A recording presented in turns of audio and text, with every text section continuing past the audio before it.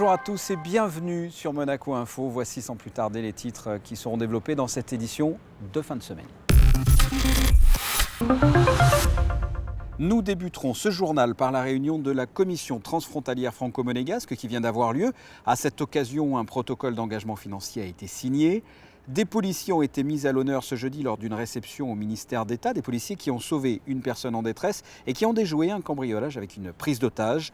Nous parlerons d'une initiative originale à la Galerie Carré Doré avec la Fashion Map ou comment mélanger art et mode. Et enfin, les meilleurs moments de la conférence de presse avant la rencontre qui opposera Monaco à Nantes au Stade Louis II dimanche 21h. Match comptant pour la 28e journée de Ligue 1. C'est à Nice que s'est tenue ce vendredi une réunion de la commission transfrontalière franco-monégasque. La délégation de la principauté était conduite par le ministre d'État. À cette occasion a été signé un protocole d'engagement financier portant sur les travaux de création d'une bretelle de sortie de l'autoroute A8 à Beausoleil. Plus d'explications dans ce reportage de Patricia Navarro et Olivier Bonello. C'est en 2005 que la commission locale transfrontalière franco-monégasque voit le jour.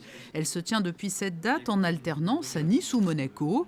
La coopération entre la principauté et les Alpes-Maritimes est très importante et cette commission a pour vocation de permettre de traiter les questions pratiques de voisinage entre Monaco et les collectivités territoriales de ce département aux frontières de la principauté.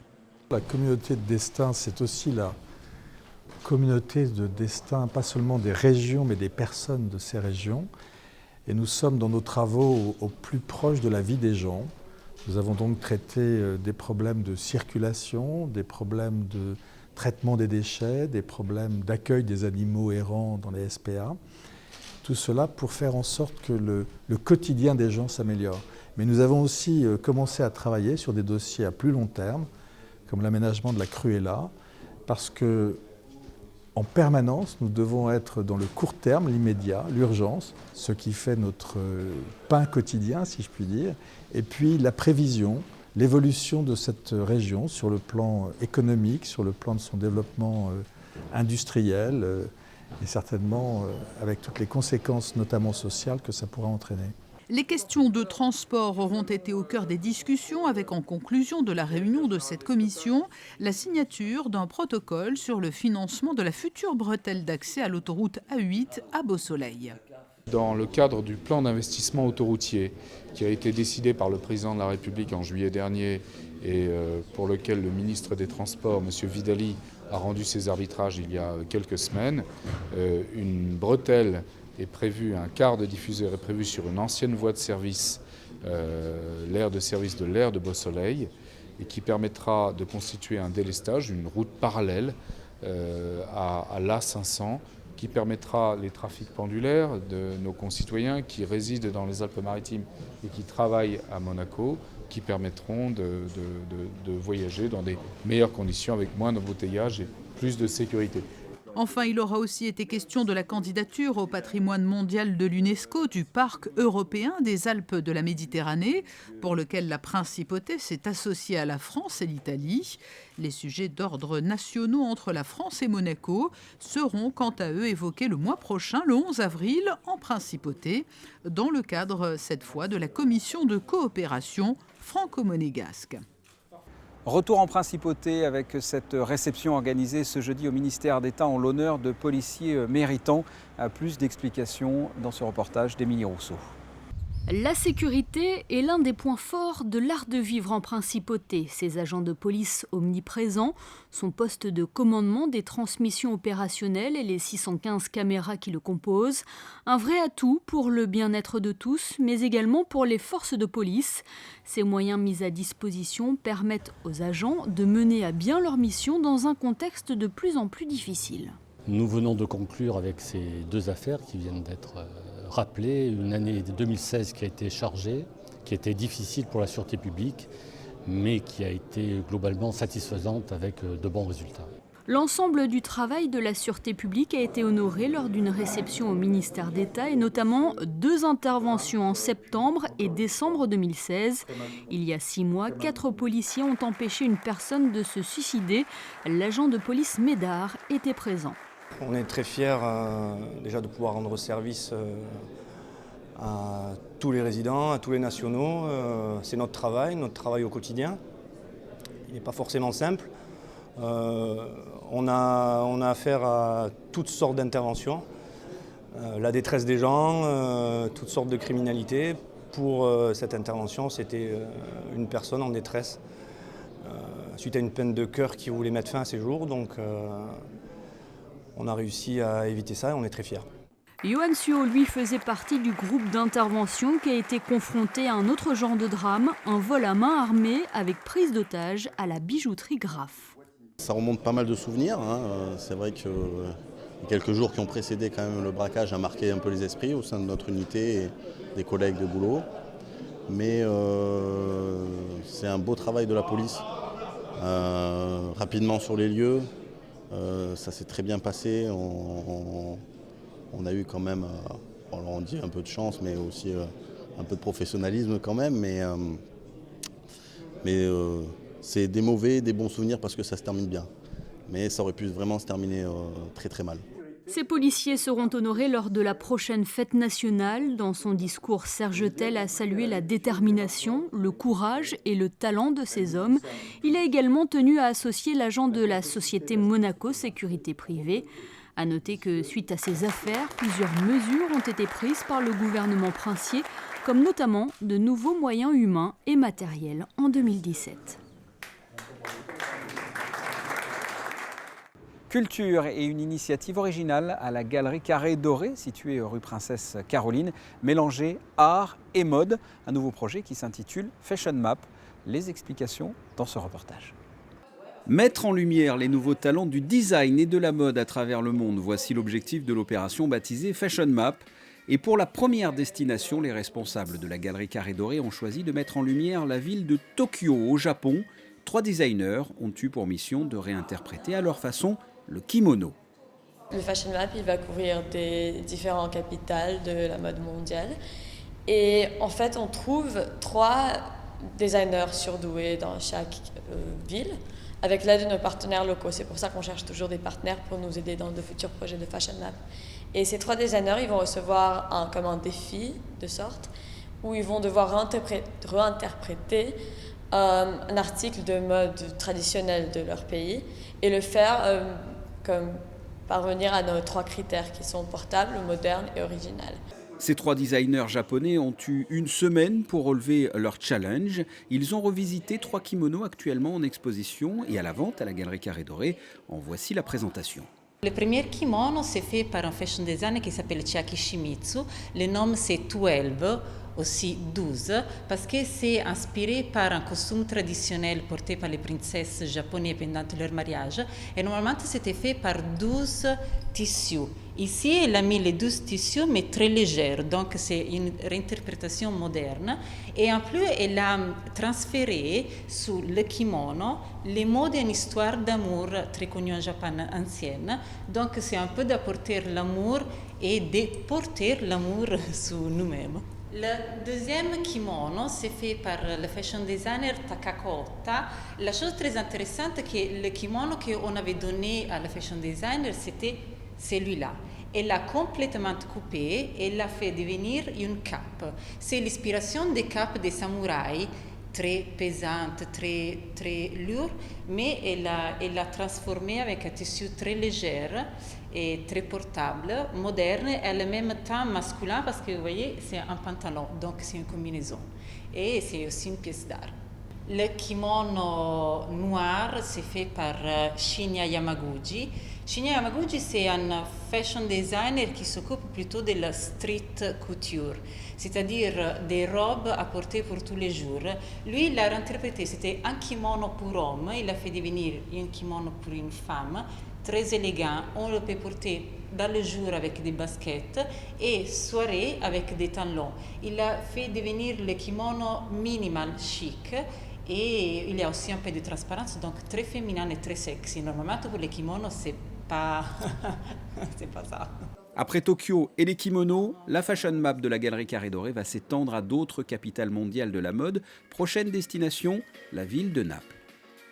Du football à présent, vous le savez, l'AS Monaco s'est qualifié en quart de finale de la Coupe de France et affrontera prochainement en avril l'équipe de Lille. En attendant, place au championnat de Ligue 1. Monaco reçoit pour la 28e journée l'équipe de Nantes ce dimanche au stade Louis II à 21h.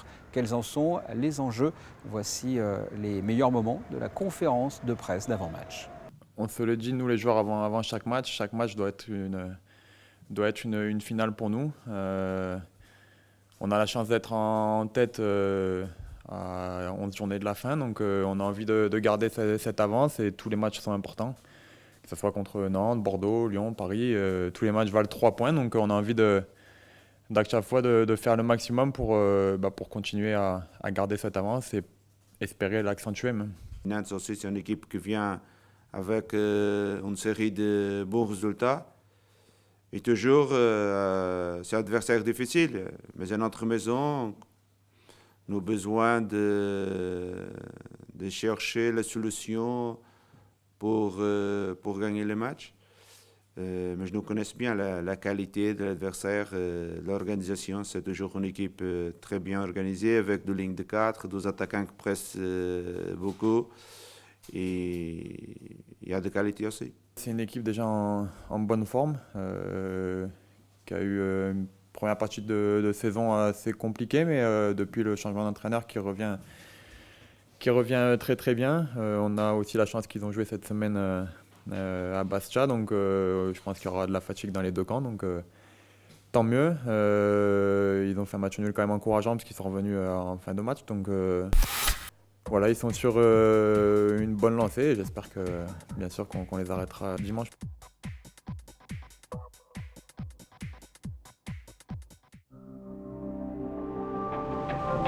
Et vous retrouverez à la fin de ce journal votre émission consacrée à la SMFC. En attendant, il est temps d'accueillir notre invité du week-end. Et quand je dis accueillir, c'est plutôt vous qui nous accueillez, puisqu'on est dans le musée des Princes et de leur garde, c'est ça? Tout à fait. Et nous sommes donc avec Olivier Dréan. Vous êtes le chef de l'orchestre des Carabiniers du Prince. Donc on va parler musique. Et notamment, si on est là, c'est parce que les Carabiniers fêtent un anniversaire bien particulier. Oui, un anniversaire exceptionnel, puisque le bicentenaire de la création de la Compagnie des Carabiniers du Prince. Alors qu'est-ce qu'il va se passer? Peut-être même avant, qu'est-ce qui s'est passé? Parce que vous l'avez déjà fêté cet anniversaire. Oui, effectivement, nous avons démarré l'année 2017 avec notre saint patron, la célébration de la Saint-Sébastien le 20 janvier, une célébration qui a revêtu un caractère encore un peu plus solennel, un peu plus exceptionnel. Et puis, nous avons eu aussi la prise de commandement officielle de notre nouveau chef de corps, ce 20 janvier 2017. Donc la symbolique est assez intéressante. C'est forte, oui. Ensuite, au mois de février, nous avons eu l'épiphanie. Et la société Costa s'est associée en tant que partenaire à notre bicentenaire en créant un panel de 20 fèves à l'image des carabiniers, avec des photos historiques, voilà, donc c'était un petit clin d'œil très sympathique. Je crois qu'il y a eu plus de 25 000 ou 30 000 fèves à l'image des carabiniers qui sont entrés dans les foyers monégasques. Donc c'est bien, c'est sympathique aussi. Effectivement, c'était difficile de passer à côté, mais j'ai récupéré quelques fèves. Justement, on est là pour parler aussi du 10 mars et un concert à l'Auditorium Régnier 3. Parlez-moi un peu de ce concert, qu'est-ce que l'on va pouvoir écouter? Un concert exceptionnel. Exceptionnel. Alors exceptionnel parce que le concert du bicentenaire, donc historiquement il a une charge un peu supplémentaire, et puis historique par sa programmation, par les artistes qui ont accepté de venir passer cette soirée avec nous. Une affiche comme tout le monde en rêverait, et les Carabiniers du Prince ont eu la grande chance de pouvoir en profiter. Donc on peut en parler déjà, on peut parler de cette affiche, parce que je l'ai même vue dans les rues. Didi Bridgewater, Biréli Lagrène, qu'est-ce qu'il va y avoir comme invité? Alors Didi Bridgewater, la grande diva du jazz, qui arrive tout droit de Jakarta, d'une série de concerts. Elle se pose quelques jours à Monaco, elle participe avec nous à cette grande soirée, et puis elle redécolle pour les États-Unis. Biréli Lagrène qui est le fils spirituel de Django Reinhardt, un guitariste de jazz manouche, mais pas seulement. C'est un musicien exceptionnel, c'est un génie de la musique. Voilà, c'est quelqu'un qui virevolte tellement rapidement sur la guitare qu'on n'a pas le temps de voir ses doigts. Il joue aussi bien du violon, il chante magnifiquement. C'est vraiment un artiste merveilleux, fabuleux. Et avec des voix aussi. Alors nous avons aussi des voix. Et les voix, nous ne sommes pas allés les chercher très très loin parce qu'un artiste local, régional, Thomas Vaccari, qui est connu dans notre région, a une voix magnifique et qui correspond parfaitement au répertoire que j'essaie moi de développer avec l'Orchestre des Carabiniers, c'est-à-dire le répertoire jazz mais crooner. Sinatra, Dean Martin, voilà, toutes ces voix chaudes et qui font plaisir. Donc il est parfaitement dans ce style et je dois dire que depuis Jazz à Juan, l'année dernière, nous y étions. Voilà. Et nous avons participé ensemble, je l'ai invité à venir chanter quelques chansons, et l'osmose, tout ce mélange entre la voix, l'orchestre, les états d'esprit aussi, se sont tellement bien mélangés que j'ai décidé de poursuivre un petit peu l'aventure. Voilà. Alors je vais faire un petit peu notre promo parce que justement c'est ça le comble, c'était sur invitation mais de toute façon c'est ça le comble, je le rappelle, le 10 mars c'est un vendredi soir, voilà, vendredi soir à 20h, 10 mars à l'Auditorium Régnier 3, c'est complet mais en revanche vous pourrez le regarder en direct sur Monaco Info. Qu'est-ce que l'on va pouvoir écouter? Parce que la dernière fois sur la place du Palais vous avez joué du AC/DC, Thunderstruck et Highway to Hell je crois. Oui. Qu'est-ce qu'il va y avoir cette fois? C'est encore plus heavy metal, c'est Iron Maiden, c'est Metallica? Qu'est-ce qu'on va écouter? Non. Je voulais pas non plus aller un peu enfermer dans un style. Voilà, dans cette brèche. Une petite pointe d'audace lors de la dernière fête nationale. Ça a très très bien fonctionné. Oui. On en est en ce moment à plus de 870 000 vues.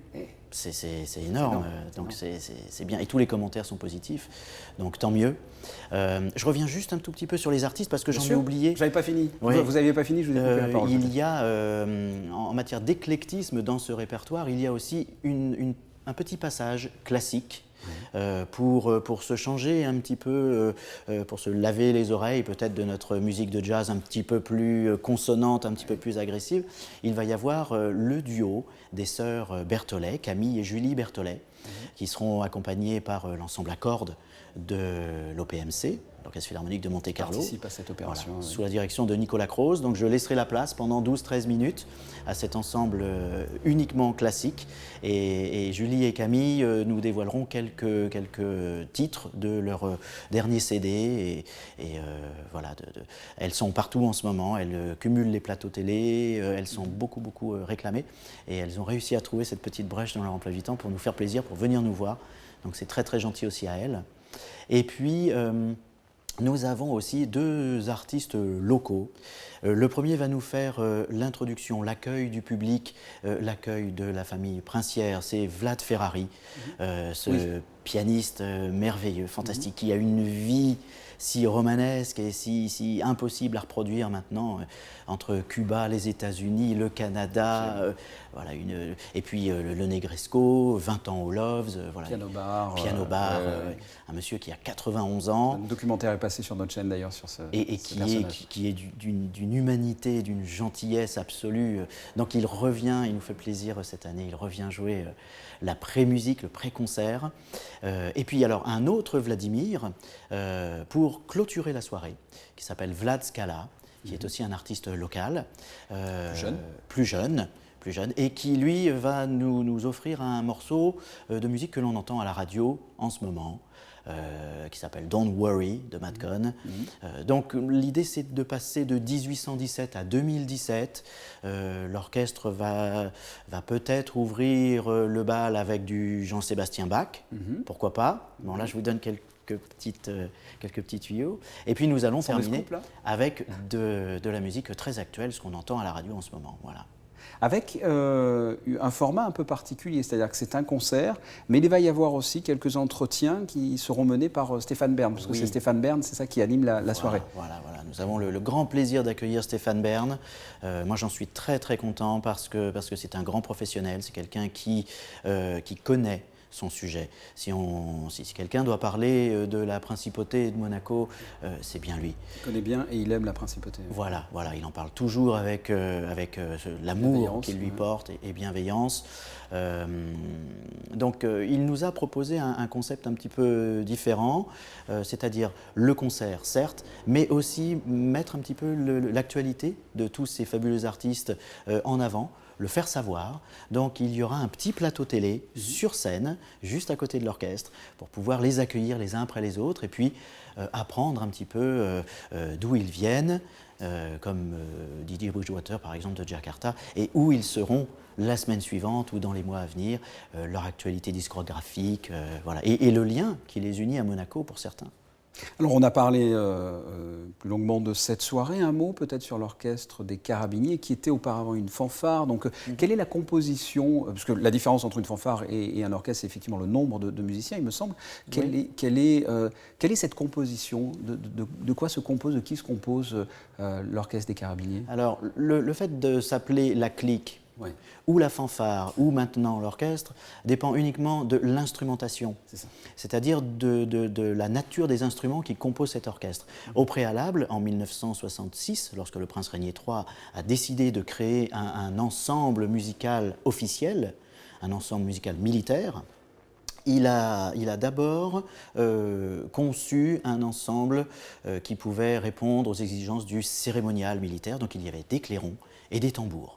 Voilà, ça c'était la clique. Ensuite, certains instruments sont venus agrémenter un petit peu, des trompettes à mécanisme avec des pistons pour pouvoir jouer d'autres musiques, comme les hymnes par exemple. Et là on est passé de la clique à la fanfare. Et ensuite, avec le rajout des saxophones, de la guitare basse, de tant et plus de percussions différentes, la fanfare n'existait plus, elle était déjà un orchestre.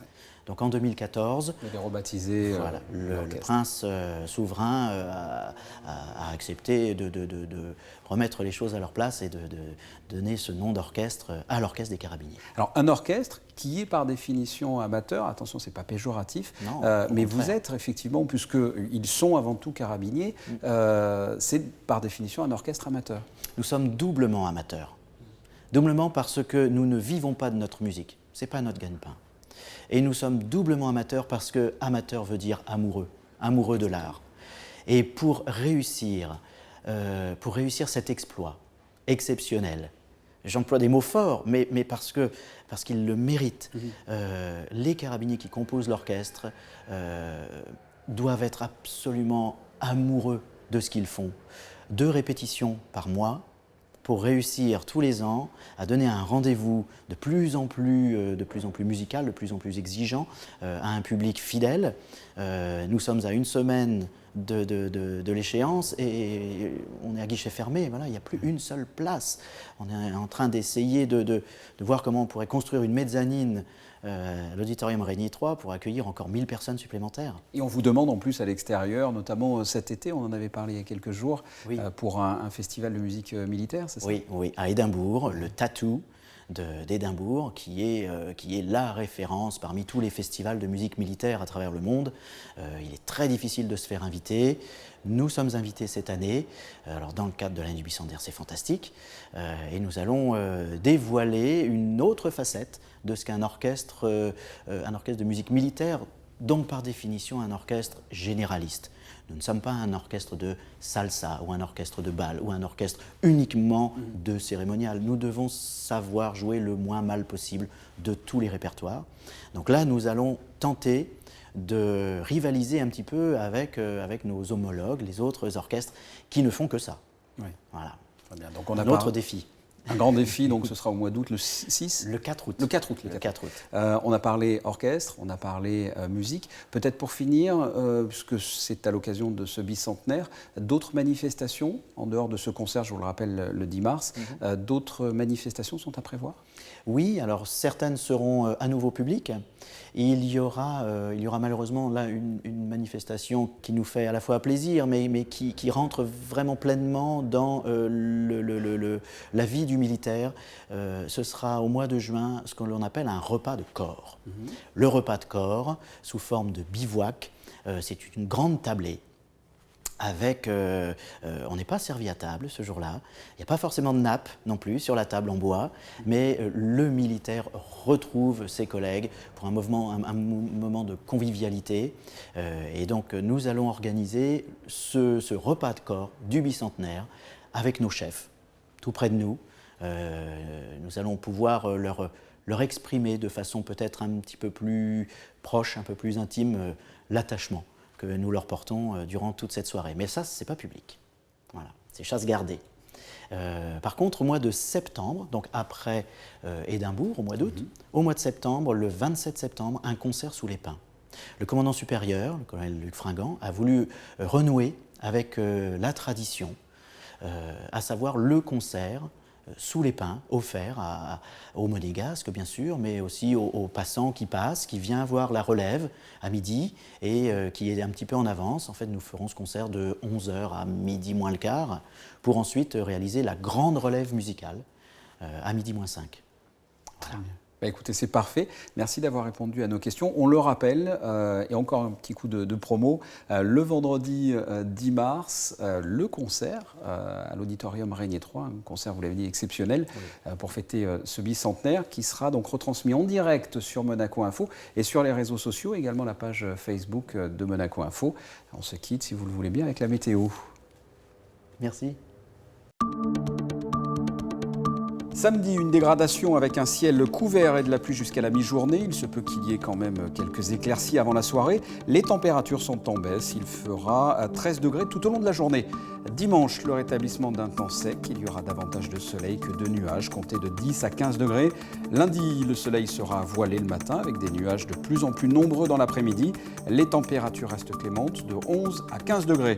Et enfin, mardi, mercredi et jeudi, quelques nuages et de belles apparitions du soleil. Les températures restent assez agréables pour la saison. Ce journal est terminé. Merci de votre fidélité. La suite de vos programmes sur Monaco Info. Je vous souhaite de passer un excellent week-end. À très bientôt. Au revoir.